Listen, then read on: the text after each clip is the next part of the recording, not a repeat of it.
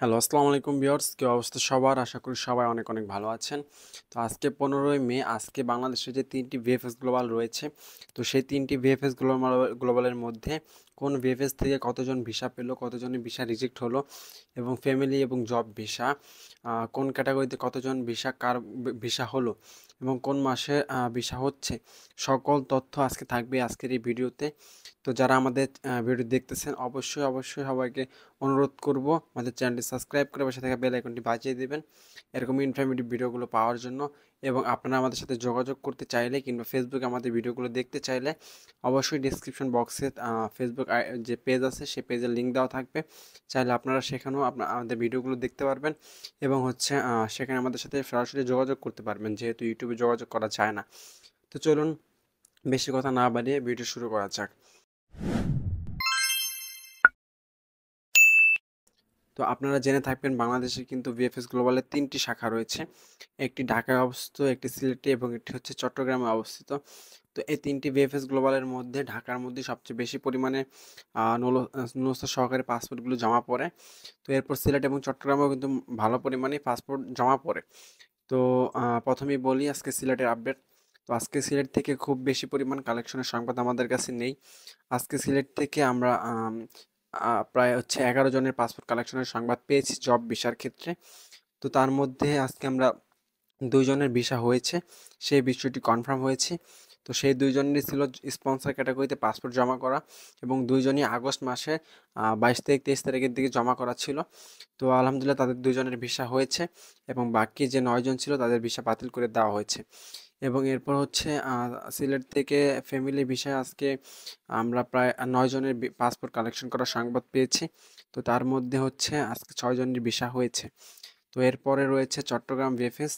তো চট্টগ্রাম ভিএফএস থেকেও আজকে কিন্তু মোটামুটি চট্টগ্রাম থেকে আজকে ভালো কিছু পাসপোর্ট কালেকশনের সংবাদ আমাদের রয়েছে এবং ভিসাও হয়েছে। তো চট্টগ্রাম থেকে আজকে আমরা ইতিমধ্যে হচ্ছে 33 জনের পাসপোর্ট কালেকশন করার সংবাদ পেয়েছি, যার মধ্যে আজকে 7 জন ভিসা পেয়েছে। এই বিষয়টি আমরা কনফার্ম হয়েছি। তো এই 7 জনের মধ্যে হচ্ছে স্পন্সর ক্যাটাগরিতে পেয়েছে 4 জন এবং এগ্রিকালচার ক্যাটাগরিতে পেয়েছে 3 জন। টোটাল হচ্ছে 7 জন ভিসা পেয়েছে। তো এই 7 জনের মধ্যে ম্যাক্সিমামের কিন্তু আগস্ট এবং সেপ্টেম্বর মাসে পাসপোর্ট জমা করা ছিল। তো এবং চট্টগ্রাম থেকেও আজকে ফ্যামিলি ভিসায় মোটামুটি ভালো সংখ্যক হচ্ছে ভিসা হয়েছে। চট্টগ্রাম থেকে আজকে আমরা 17 জনের পাসপোর্ট কালেকশন করার সংবাদ পেয়েছি ফ্যামিলিতে। তো এর মধ্যে হচ্ছে চট্টগ্রাম থেকে আজকে 4 জন হচ্ছে যাদের প্রাপ্তবয়স্ক তারা ভিসা পেয়েছে এবং 2 জন বাচ্চাও কিন্তু ভিসা পেয়েছে। তো চট্টগ্রাম থেকে ফ্যামিলিতে 6 জন ভিসা পেয়েছে।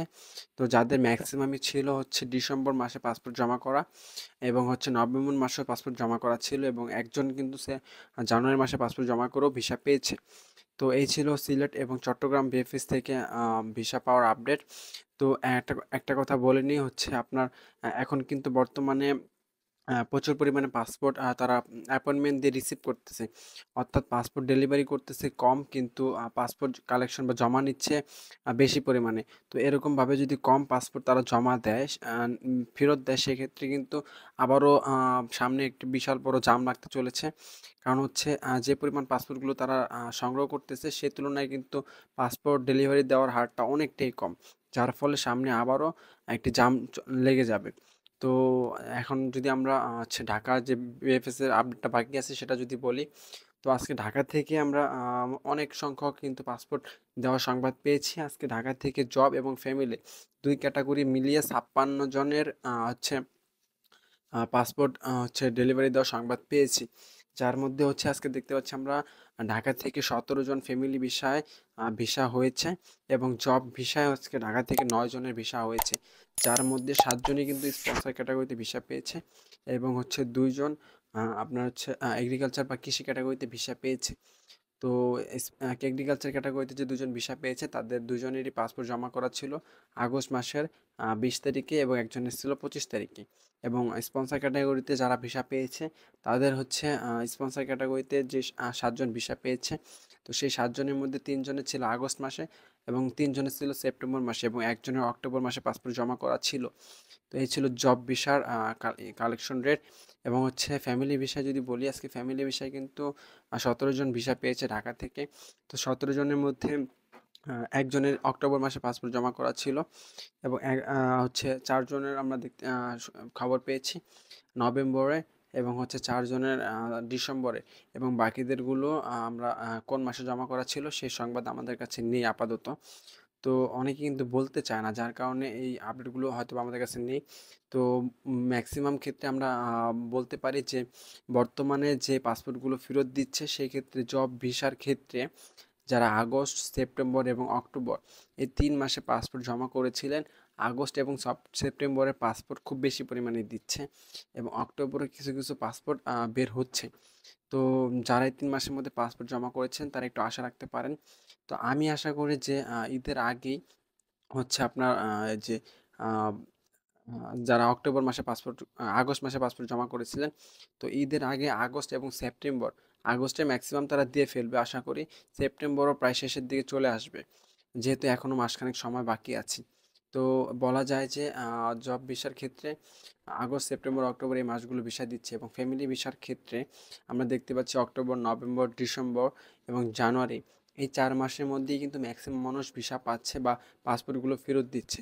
তো যারা এই মাসগুলোতে আবেদন করেছেন তারা অবশ্যই আপনারা একটু ধৈর্য ধরবেন।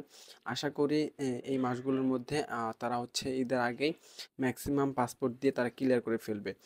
তো এই ছিল মূলত আজকের ভিডিও। যদি ভিডিওটি ভালো লেগে থাকে তাহলে অবশ্যই ভিডিওতে লাইক করে দিবেন এবং আমাদের চ্যানেলটি সাবস্ক্রাইব করে পাশে থেকে বেল আইকনটি বাজিয়ে দিবেন এবং আমাদের সাথে যোগাযোগ করতে ফেসবুক পেজে ফলো করে রাখবেন। আসসালামু আলাইকুম, দেখা হবে পরবর্তী কোনো ভিডিওতে।